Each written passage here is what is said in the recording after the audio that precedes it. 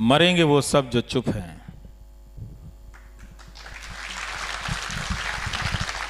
कोई गोली से मरेगा, कोई धक्का मुक्की से मरेगा और कोई भूख से मरेगा। मरेंगे तो सब, पर अंबानी जी की मानहानि ₹1.25 की होनी चाहिए।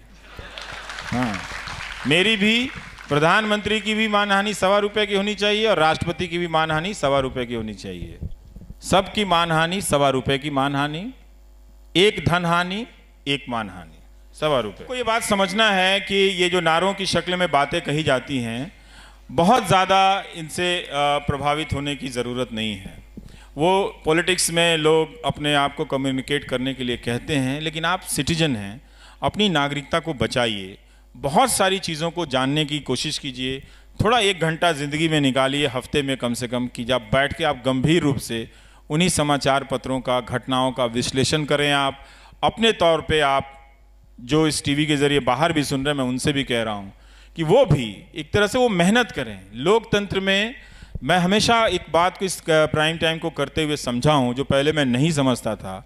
मैं यही समझता हूँ कि लोकतंत्र में नागरिक होना, मेरे नज़र में आईआईटी का इम्तिहान सबसे मुश्किल था, क्योंकि मैं मैथ्स में सबसे ज़्यादा कमज़ोर था। तो मैं हमेशा मानता हूँ कि लोकतंत्र में नागरिक होना आईआईटी के इम्तिहान की तैयारी से भी मुश्किल काम है। ये फोकट का काम नहीं है। तो बहुत मेहनत कीजिए और बहुत मेहनत से संस्थाओं में भागीदारी कीजिए। जो संस्थाएं खड़ी हो रही हैं, आप उनको सपोर्ट कीजिए। आप याद रखिएगा कि जिस दौर में लोग इतिहास मिटा रहे हैं, उसी दौर में आप वो हैं जो इतिहास बना रहे हैं। यही नहीं, कैसे पत्रकारिता को ख़त्म किया जा रहा है। मैं एक हिंदुस्तान अखबार देख रहा था कि 80-85 खबरों में कोई मुश्किल से 10-12 बाईलाइन भी नहीं है, जबकि वो बहुत। अगर आप भी मोबाइल में मौजूद वीडियो को YouTube पर 10 से 12 घंटे तक लाइव करना चाहते हैं, तो आ गया है भारत में बना पहला go live India mobile application. इसके द्वारा आप किसी भी वीडियो को YouTube और Facebook पर आसानी के साथ लाइव कर सकते हैं और लिंक के जरिए YouTube की वीडियो Facebook पर और Facebook की वीडियो को YouTube पर लाइव करके कंटेंट वायरल कर सकते हैं। नीचे दिए गए लिंक पर क्लिक करें और प्ले स्टोर से ये ऐप डाउनलोड करें। बड़ा अखबार है। कुछ अखबारों में संपादकीय भी आना बंद हो चुके हैं।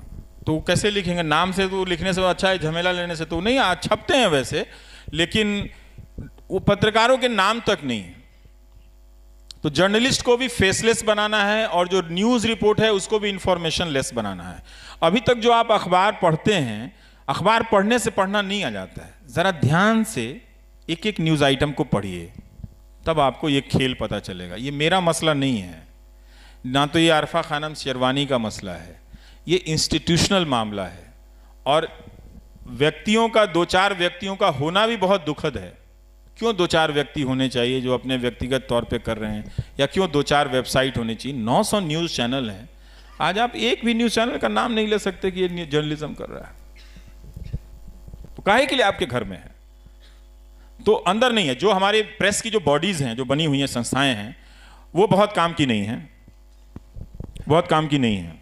उनमें भी वही सब लोग हैं, और जो लोग भी होंगे तो क्या कर लेंगे? वो एक निंदा कर देते हैं, कंडेम कर देते हैं, वो ट्विटर पे आ जाता है, वो चलता फिरता कहीं गायब हो जाता है। लेकिन स्थितियां वैसे ही बनी रहती हैं।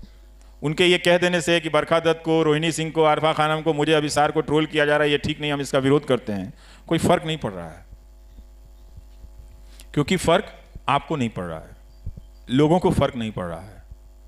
और लोगों को फर्क नहीं पड़ना ही कई बार मुझे लगता है कि ये इस बात का प्रमाण है कि जो इन न्यूज़ चैनलों पर दिख रहा है वो शायद हिंदुस्तान में हो गया है। भारतीयों को यथास्थितिवादी कहा जाता था और ये सब दिखाई पड़ रहा है कि वो यथास्थिति में खुश हैं। अजीब तरह का, मतलब ये स्टेटस को तो नहीं है, क्योंकि जो हमने बुनियाद कायम की थी उसका रेफरेंस पॉइंट बदला, उसको पूरा ध्वस्त किया इन चैनलों ने। अब आप देखिए कि वो कहाँ से कोई सवाल पूछ रहे हैं, है ना? तो अगर आप देखें तो ये एक पुराना स्टेटस को था वो ध्वस्त हो गया है। एक नई चीज़ इन्होंने बनाई तो ज़रूर है, और जिसमें जो अमर्यादा है, जो अनैतिकता है, उसको प्रतिष्ठित किया है। जो पहले से चली आ रही थी उसको स्थापित किया है, प्रतिष्ठापित किया है। तो जो अमर्यादाएं हैं, जो अनैतिकताएं हैं, उनको नैतिक बनाया है, उनको मर्यादित किया है। ये काम तो इन्होंने किया ही है कि अब आप चैनलों पर आकर देखिए। एक चैनल पे मैं देख रहा था कि 2 आर्मी के सज्जन रिटायर्ड जानकार बैठे हैं और बगल में एक प्रवक्ता कह रहा तेरा नेता लुच्चा है, तेरा नेता लुच्चा है, और ये लुच्चा है, वो लुच्चा, चल रहा था उसमें। मैं ये सोच रहा था कि अच्छे भले लोग भी जाकर इस गंदगी को क्यों लेजिटिमाइज कर रहे हैं, वो क्यों जाते हैं। हिंदुस्तान की आर्मी जेंटलमैन आर्मी कही जाती है, वो क्यों ऐसे एंकरों के बगल में बैठते हैं। क्या उनको भी लगने लगा है कि देश में उनसे ज्यादा ये नेशनलिस्ट, ये न्यूज एंकर हो गया है। उनको देखना चाहिए कि किस तरह से वहां पर नचवाया जा रहा है, गालियां दी जा रही हैं। हमारे जो रिटायर्ड सोल्जर हैं, बड़ा रिस्पेक्ट है उनके लिए, उनके नॉलेज के लिए। वहां वो कुछ भी इस्तेमाल नहीं होता, सिर्फ उनके प्रेजेंस को लेकर ये न्यूज़ चैनल अपने आप को लेजिटिमाइज करते हैं, अपने एजेंडा को, कि हमारे साथ आर्मी के ऑफिसर बैठे हैं। और वो दूसरों को पूछता है कि तेंदुलकर या कोई नसीरुद्दीन शाह एंटी नेशनल है। मैं इन सेना के बेहतरीन अफसरों से गुजारिश करता हूं कि आप प्लीज, आप हमारे लोकतंत्र के सबसे मजबूत प्रहरी हैं, आप अपने अनुभव और ज्ञान का इस्तेमाल इन बंदरों के जरिए लोकतंत्र के खात्मे में साथ मत दीजिए, वरना 10 साल बाद जब कोई यूट्यूब में जाकर देखेगा तो आप नजर आएंगे कि आप वहां पर बैठे हुए थे। क्योंकि वो ये नहीं बोल पाते कि तुम कैसे बोल सकते हो। मैं जानता हूं, मैं आर्मी मैन हूं, मैं जानता हूं जान की कीमत क्या होती है, शहादत की कीमत क्या होती है। जब गोली चलती है तो हमारे घरों के भीतर कितनी गोलियां चलती हैं। तो हमारे जेंटलमैन आर्मी के जो जितने भी रिटायर्ड अफसरान हैं, उनको ये बात समझना चाहिए कि एंकर उनकी मौजूदगी का इस्तेमाल कर रहे हैं। प्लीज़ वो ऐसा ना होने दें। उनका नॉलेज बहुत कीमती है, बहुत ज़रूरी है कि डिफेंस के स्ट्रेटजी को हम पब्लिक के तौर पर समझने के लिए, उनके अनुभवों को जानने के लिए, वो हमारे लिए बहुत ही ज़रूरी लोग हैं। लेकिन उनको बिठाकर भाषा की मर्यादा टूटे, जो खुद उन्होंने अपनी ज़िंदगी में नहीं की, अपनी कमांड के यूनिट में कभी नहीं होने दिया, और अब जाकर एक शाम बिताने के लिए आप बैठे हैं जहां पर उस तरह का प्रोपेगेंडा एजेंडा चल रहा है। आपने जिस सेना को लीड किया उसमें कभी भी आपके दिमाग में ये बात नहीं आई, ना आने दिया आपने कि हम हिंदू मुसलमान अलग हैं, और इन चैनलों पर सारा एजेंडा चल रहा है और आप बैठे हुए नजर आ रहे हैं। मत आइए।